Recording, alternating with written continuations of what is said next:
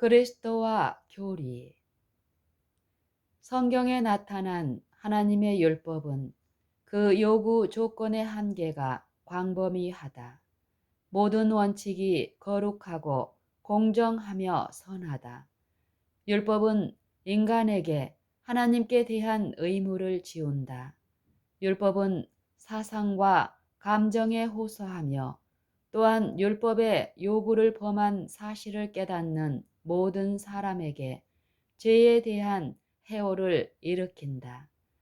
만약 율법이 외형적인 행위에만 그 요구를 한정한다면 인간은 자신의 그릇된 사상이나 악한 욕망과 음모 등에 대하여는 죄의식을 느끼지 않게 될 것이다.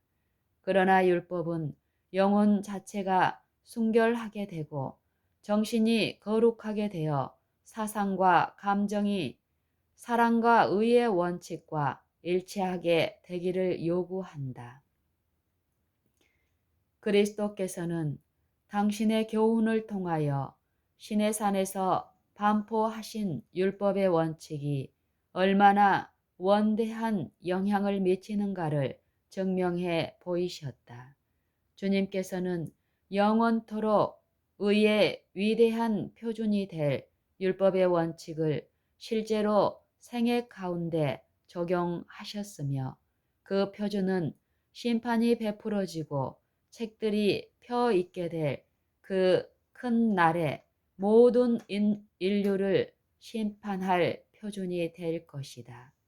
주님께서는 모든 의를 성취하시기 위하여 오셨으며 인류의 머리로서 인간 자신도 같은 일을 행할 수 있다는 것을 인간에게 증거해 보이기 위하여 하나님께서 요구하시는 모든 원칙에 순종하셨다.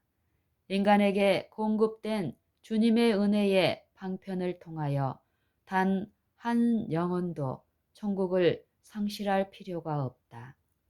누구든지 노력함으로써 품성의 완성을 이룰 수 있다. 바로 이것이 복음의 새 언약의 근본적인 기초가 되게 하였다. 여호와의 율법은 나무이며 복음은 그 나무에 핀 향기로운 꽃봉오리들과 열매이다. 하나님의 영께서 율법의 밝은 뜻을 인간에게 나타내 보이실 때에 인간의 심령에 변화가 생긴다.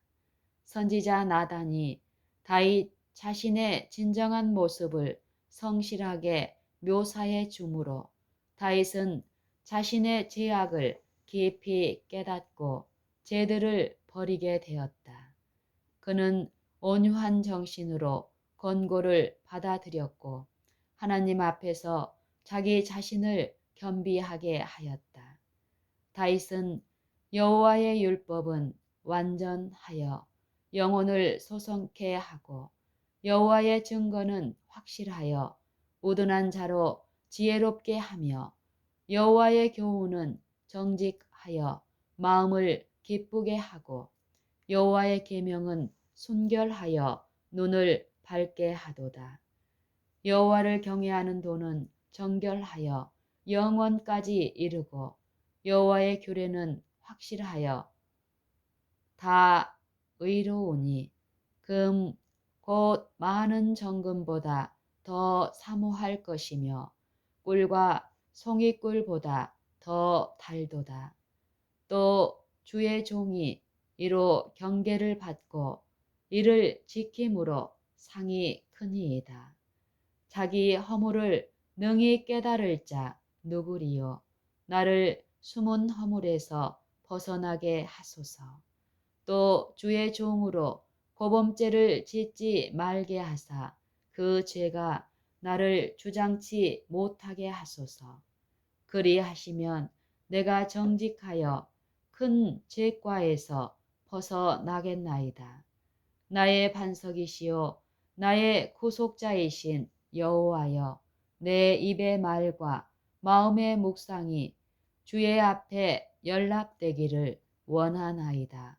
라고 여호와의 율법을 찬양하였다. 시편 19편 7절로 14절.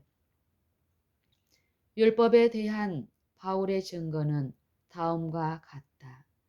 그런즉 우리가 무슨 말 하리요? 율법이 죄냐? 죄는 인간에게 있는 것이며 율법에 있는 것이 아니다. 그런즉 우리가 무슨 말 하리요? 율법이 죄냐? 그럴 수 없느니라. 율법으로 말미암지 않고는 내가 죄를 알지 못하였으니 곧 율법이 탐내지 말라 하지 아니하였다면 내가 탐심을 알지 못하였으리라. 그러나 죄가 기회를 타서 계명으로 말미암아 내 속에서 각양 탐심을 이루었나니 이는 법이 없으면 죄가 죽은 것임이니라. 전에 법을 깨닫지 못할 때에는 내가 살았더니 계명이 이름에 죄는 살아나고 나는 죽었도다. 생명에 이르게 할 그 계명이 내게 대하여 도리어 사망에 이르게 하는 것이 되었도다. 제가 기회를 타서 계명으로 말미암아 나를 속이고 그것으로 나를 죽였는지라. 로마서 7장 7절로 11절.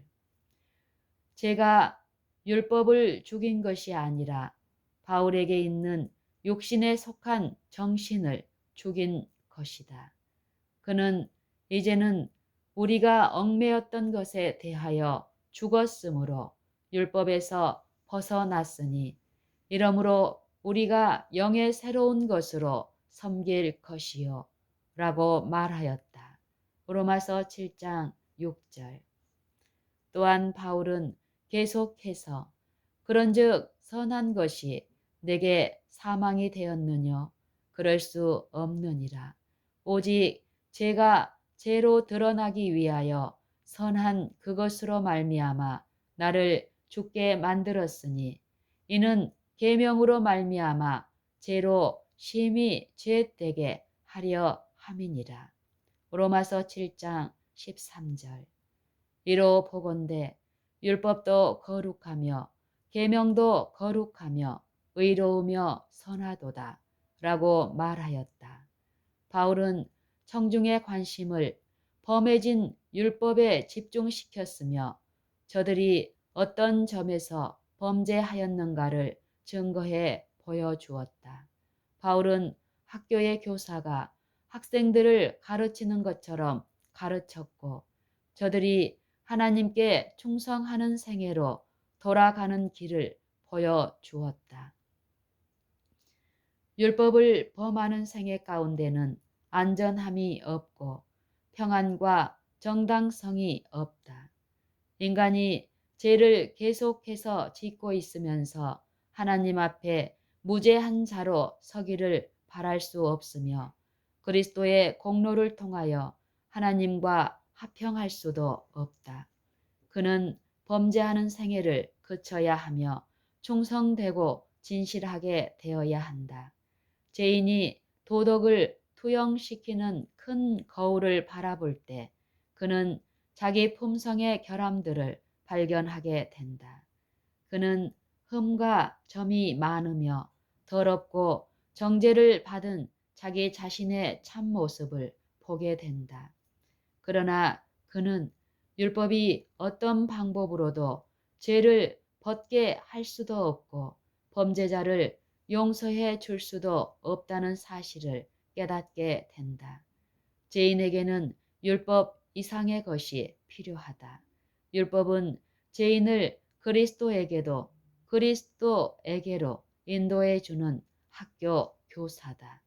죄인은 죄를 담당하신 구세주를 바라보아야 한다. 갈바리의 십자가에 달리셔서 모든 세상 사람들의 무거운 죄에 눌려 죽어가는 그리스도께서 죄인에게 나타나 보이실 때에 성령께서는 죄를 회개하는 모든 영혼들에게 하나님의 태도를 보여주신다. 하나님이 세상을 이처럼 사랑하사 독생자를 주셨으니 이는 저를 믿는 자마다 멸망치 않고 영생을 얻게 하려 하심이니라. 요한복음 3장 16절. 우리는 각자가 개인적으로 과거 어느 때보다도 여호와께서 가라사대라는 성경 말씀에 주의를 기울일 필요가 있다. 하나님께서 하나님께 불충성하며 거룩한 안식일을 모독하고 성경의 가장 이해하기 쉬운 말씀을 트집 잡으며 성경의 참뜻을 왜곡하게 해석하려는 사람들이 있으며 이와 동시에 저들은 자신의 불순종하는 생애를 성경 말씀으로 합리화시키려고 필사적인 노력을 한다. 그러나 진리의 말씀은 마치 그리스도 당시에 서기관들과 바리새인들을 정죄한 것처럼 그러한 행위를 정죄하고 있다. 우리는 진리가 무엇임을 알아야 할 필요가 있다. 우리가 바리새인들이 행한 것처럼 행해서 될 것인가? 또한 우리가 세상이 일찍이 알지 못했던 가장 위대하신 교사를 등지고 인간의 유전과 격언과 속담을 따라야 할 것인가? 인간이 함부로 용납해서는 안 될 여러 가지 신념들이 있다. 아담은 하나님의 품성에 대하여 모독이 되는 교활한 사단의 거짓말을 믿었다. 여호와 하나님이 그 사람에게 명하여 가라사대 동산 각종 나무의 실과는 네가 임의로 먹되 선악을 알게 하는 나무의 실과는 먹지 말라. 네가 먹는 날에는 정녕 죽으리라. 창세기 2장 16절 17절.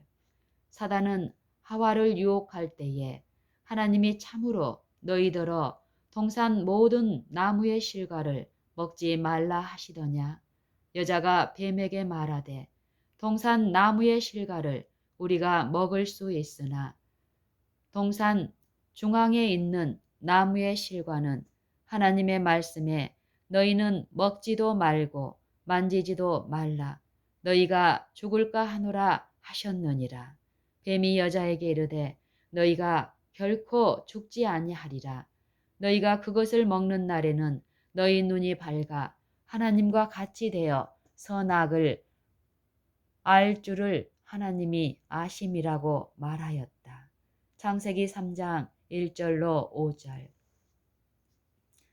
하나님께서 우리 시조들이 갖기를 원치 아니하셨던 지식은 범죄에 대한 지식이었다. 하나님께서 우리 시조들이 갖기를 원치 아니하셨던 지식은 범죄에 대한 지식이었다. 저들이 거짓된 사단의 주장을 받아들였을 때 불순종과 범죄가 이 세상에 소개되었다.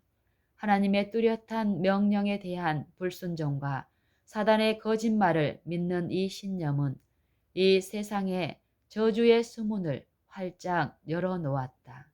사단은 에덴 동산에서 시작한 사업을 계속하고 있다.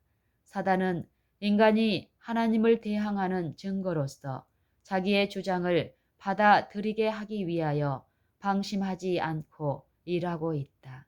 사단은 그리스도께서 인간에게 하나님의 형상을 회복하여 인간의 영혼에 하나님과 같은 성품을 심어주기 위하여 노력하시는 일에 대적하여 일하고 있다.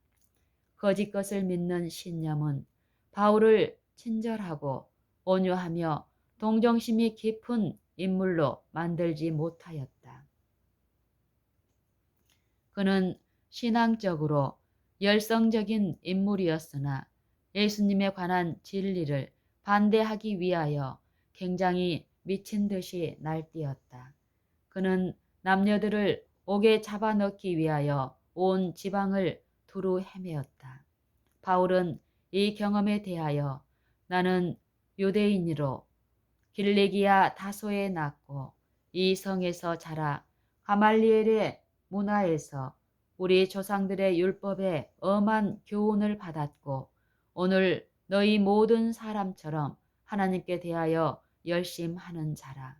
내가 이 돌을 핍박하여 사람을 죽이기까지 하고 남녀를 결박하여 옥에 넘겼노니 라고 말하였다. 사도행전 22장 3절 4절. 인간 가족은 하늘 아버지의 율법을 범함으로 난관에 봉착하였다. 그러나 하나님께서는 죄의 치유제를 보이실 때까지 죄인을 버려 두시지 않으신다. 우리를 살리시기 위하여 하나님의 독생자가 죽으셨다. 여호와께서는 우리가 그리스도를 받아들이고 믿는 조건으로 우리를 위한 대치물과 담보로서 이 희생을 받아들이셨다. 죄인은 믿음으로 그리스도에게 나아가 그분의 공로를 붙잡고 죄를 짊어지신 주님께 자신의 모든 죄를 자복하고 주님의 용서를 받아야만 한다. 바로 이런 목적을 위해서 그리스도께서 이 세상에 오신 것이다. 이리하여 그리스도의 의가 회개하고 믿는 죄인에게 전가되었다. 그 죄인은 하늘 가족의 일원이 되며 하늘 임금의 자녀가 되며 하나님의 후사가 되고 그리스도와 더불어 함께 유업을 받는 자가 될 것이다.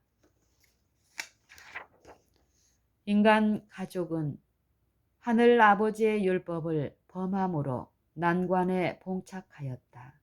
그러나 하나님께서는 죄의 치유제를 보이실 때까지 죄인을 버려 두시지 않으신다.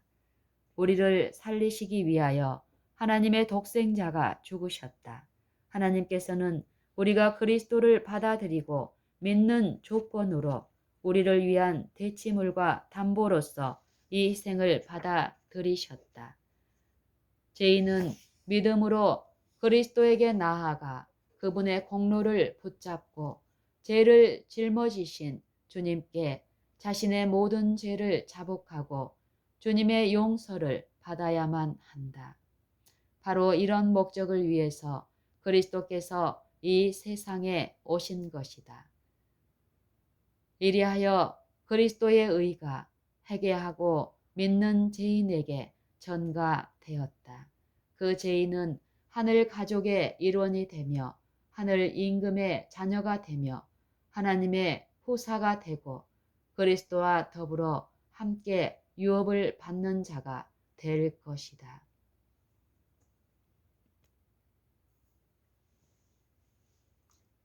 여호와의 율법은 완전하여 영혼을 소성케 하고 여호와의 증거는 확실하여 우둔한 자로 지혜롭게 하며 여호와의 교훈은 정직하여 마음을 기쁘게 하고 여호와의 계명은 순결하여 눈을 밝게 하도다.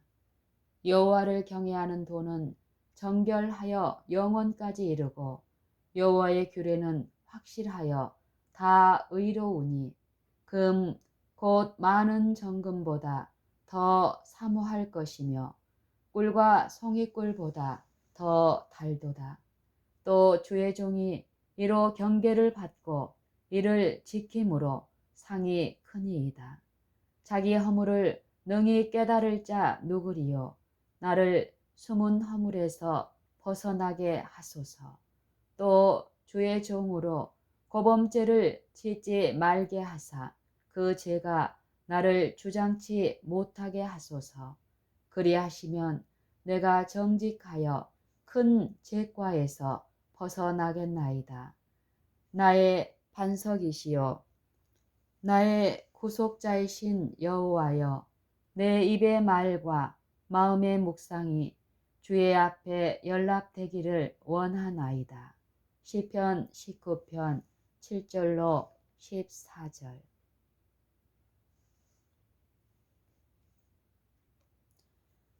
그런즉 우리가 무슨 말 하리요? 율법이 죄냐? 죄는 인간에게 있는 것이며 율법에 있는 것이 아니다. 그럴 수 없느니라. 율법으로 말미암지 않고는 내가 죄를 알지 못하였으니 곧 율법이 탐내지 말라 하지 아니하였다면 제가 아니하였다면 곧 율법이 탐내지 말라 하지 아니하였다면 내가 탐심을 알지 못하였으리라. 그러나 제가 기회를 타서 계명으로 말미암아 내 속에서 각양 탐심을 이루었나니 이는 법이 없으면 제가 죽은 것임이니라. 전에 법을 깨닫지 못할 때에는 내가 살았더니 계명이 이름에 죄는 살아나고 나는 죽었도다. 생명에 이르게 할 그 계명이 내게 대하여 도리어 사망에 이르게 하는 것이 되었도다. 제가 기회를 타서 계명으로 말미암아 나를 속이고 그것으로 나를 죽였는지라. 로마서 7장 7절로 11절.